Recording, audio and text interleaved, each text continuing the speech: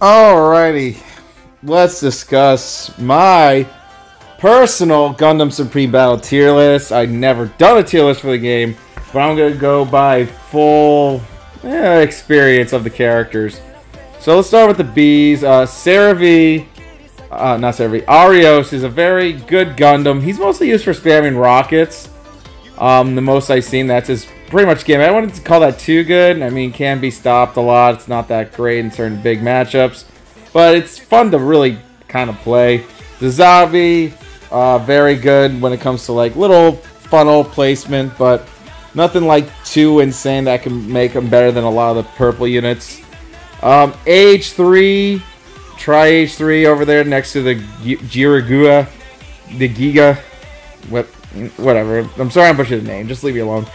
But yeah, Jiragua didn't get a lot of play, but I played against him maybe once in a lifetime. But he's not really so OP to where I can consider him even in the A bracket, because I was able to beat him really fast with dark matter at a certain level. And AH3 isn't terrible, but I don't think he has enough good firepower to kind of maintain his status with the other purple units. Just not enough. Legend Gundam, though he has really strong Dragoons, it's just not enough for the purple gacha units that we have to show you later. But he's decent at best for what we got going on. Full Armor Gundam, though he comes with 2 shields and he's great against melee fighters. There's one that's way stronger. I just wanted to play a little bit fair when it came to a unit that provided a shield in the front and blocked melee attacks, which we'll go over. But yeah, full armor kind of goes into B because, again, easy to kill, very slow. People can come in the back of him and punch him in the face. Freedom, though he is free, he is not so good anymore. He was the very first purple gacha unit, believe it or not, and he had his time. And now that Strike Freedom's in the Legendary Gacha, it only makes sense to kind of put him in B tier for the Purple Gacha so you don't waste your time on the Freedom. And you go for more like the Strike. Unicorn, decent enough, can reflect kind of Dragoons and Lance Bits and Funnels when he awakens. So that's an interesting gimmick he's got, but I'm not going to put him over Full Armor Unicorn because Full Armor Unicorn can do the same thing, but with more weaponry. So let's go over the A's. Epyon, great when it comes to melee, great when it comes to having a hyper armor move, just not really S enough to kind of say, he can be a little bit overpowered than most. Captain Zeon, the new Zeon Gundam, pretty good. I like the funnels, I like the hyper armor push and shove. It's a really solid unit, so again, these are probably I would call my fun units. I would put at A if I want to have some fun. Tall Geese 3, very good again. Has an explosion when you hit the ground when you aim your beam mega particle cannon, so that's good. The Sinaju, pretty solid when it comes to dashing forward with a slash. You have to predict it, but there is a reason why he's A, because he's played him so many times, you get used to kind of his whole gimmick and you can get around it. Crossbone X1 full cloth, very decent, very good for his crossbow. I consider him more fun, not great, but he's a little bit fun. Can be predictable, block his shield attack, yada yada, and not too much of, I would consider, more on the meta side of the force. I only lose him because it's very high HP in certain matches, but I can always get around him if it's fair. Red Frame Kai, the Red Frame Kai, very strong in this form, but I did want to put him in A because we already have Kai's other frame, which we'll go over. But yes, he gets hyper armor, he gets an awakened stat too, where he's a little bit faster with his slicing, and he has hyper armor. He can twirl like a Beyblade if necessary. The 00 Riser is good, but he's A. Again, we don't want overshower 00XN Riser, which we'll go over. But 00 Riser has a burst attack Trans Am, but when he is in Trans Am, he can dodge more attacks. When the Trans Am runs out, he is vulnerable, but if you block one of his melee attacks, you can still hit him, so it's weird frames, but if you get it, you get it. Cerevi is actually really good. Pretty fun unit. I consider him A. Very fun to shoot with, get around with. You can get away with it since you can launch his backpack out and do some other attacks. The X-General Zeta, the 3-star, is pretty good when it comes to nuking. When it dies, it shoots a couple more blasts on death, so your opponent won't see it coming. The blast is very random. It works. It works. Justice Gundam, pretty good when it comes to the shield, but again, predictable to an extent, not as fast.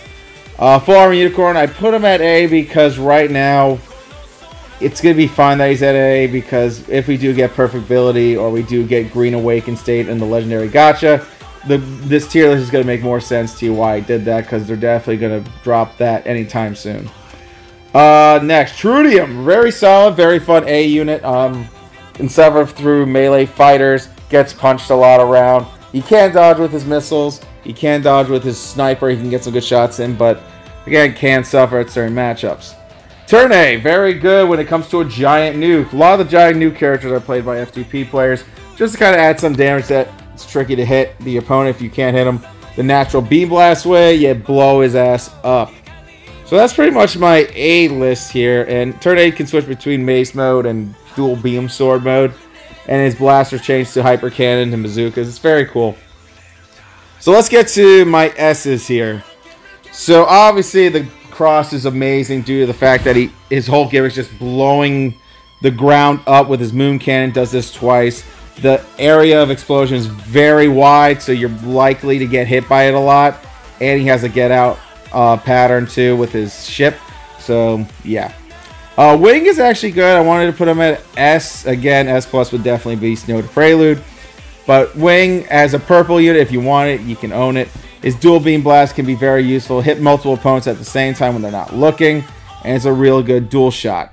Kamiki Burning, top personal favorite of mine. I like using it. Dual Flame Swords, all that in a bag of chips, can get away with certain matchups. And that's why I play him a lot. You see him in all my videos, so you know how I represent him a lot. That's my true Gundam. Next is Reborn. Reborn's really solid when it comes to funnels. His funnel game is very, very freaking dumb. It really is. It's very spammable. You could get away with a lot with him. Next is V2 Assault. Very good. This actually replaced Armor Gundam because Full Armor Gundam because he's faster and his laser beams are stronger and he's very solid and he has a last-ditch effort before he dies. When he hits 0, he turns into a V-dash and that's the end of that.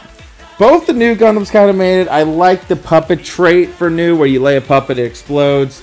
It's a good dash technique. And also, heavy weapon supply, High New, comes with cannon area explosion weapon, like I've been talking about, blow the ground up. A little bit of area explosion, you get 2 of those, so that's pretty solid for him. And he can go into his new form if necessary, give him a couple more HP, so you can use New Gundam a little bit longer so you don't die. Death Scythe Hell definitely gets an S in my book. Very solid melee fighter. The camouflage technique is really good in this game with him personally. I haven't seen it better with anyone else, but his camouflage is like the best in the game that actually takes you off radar. So you can definitely plant some solid sneak attacks on your opponent, especially as a strong melee fighter. So you can get away with a lot. Destiny, as y'all know, I hate this guy to death, but I'm getting used to him as time progressed.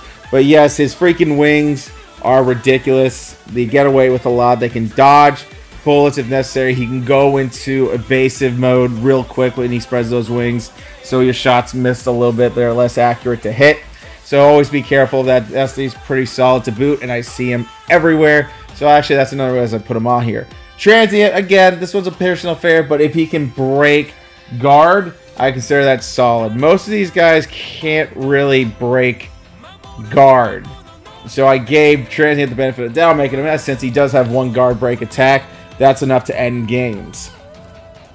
Next, the must-have if you're really feeling like you really want to try to at least try to win consistently. These are your S+ units. Phoenix, so dumb, locks you out of your sub-weapon kit. You can only use your main range, sadly, but your whole sub-weapon kit gets locked out, so you can't use all your cool moves. Awakened Zeta's freaking EMP waves explosion. He comes with 2. He can blow arenas up. He can stun you to death. He can hit you with a giant sword. So he covers a lot of basics and a lot of range techniques. VSBR F91 is solid as well. 3 camouflages that he can, well, I should say 3 after images he can do while he's in awakened state, MESP mode. And that's really good because it psychs your opponent because they hit the clone, but you're shooting them while they're doing that. you're just trying to psych him out with all that. Believe it or not, I don't see a lot of Raphael, but the reason I don't, maybe people didn't like 00 Raphael, I don't know.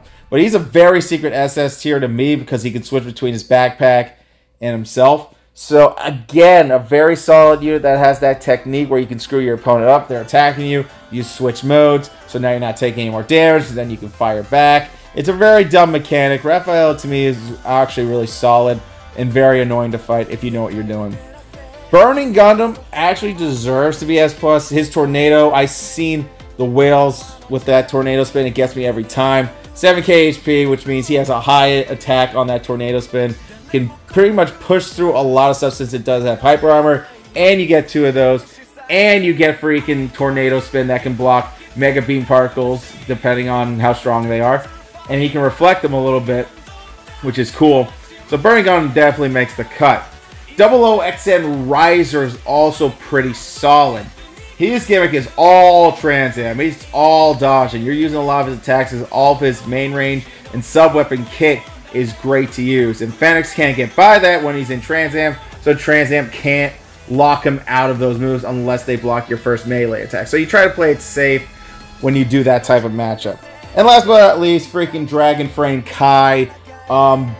It's a great passive when you get really good at this game. Every time he melees, your opponent can't block. Any one of his melee attacks is unblockable. So that means if you use the special, it's going to work. You can't block the Dragon Frame's melee attacks, which is amazing. I think that's a great passive for melee fighters like me, who likes to get in on their opponent. He can jump sword like Barbatos Lupus and Barbatos Lupus Rex, and again, they can't block it. But his whole gimmick of as a melee fighter is Dragon Frame. Anytime he melees, it's guaranteed there are no blocks. The only thing they can block of Dragon Frame is his projectile type attacks. Other than that, that's what makes him pretty solid as an S+ fighter to me. And believe it or not, he's actually next on my list to kind of get. So, that is your tier list for Gundam Supreme Battle. Like I said, A is more like fun, but you can get some wins. S is like, these can kind of guarantee you some wins if you know what you're doing. And S+ is like, if you want to go for it, go for it. Because they're very strong, and I always still have problems with them today. So thanks for watching, guys. Y'all be good. Stay safe. We'll see y'all another time. I hope you enjoyed that purple gotcha ticket tier list.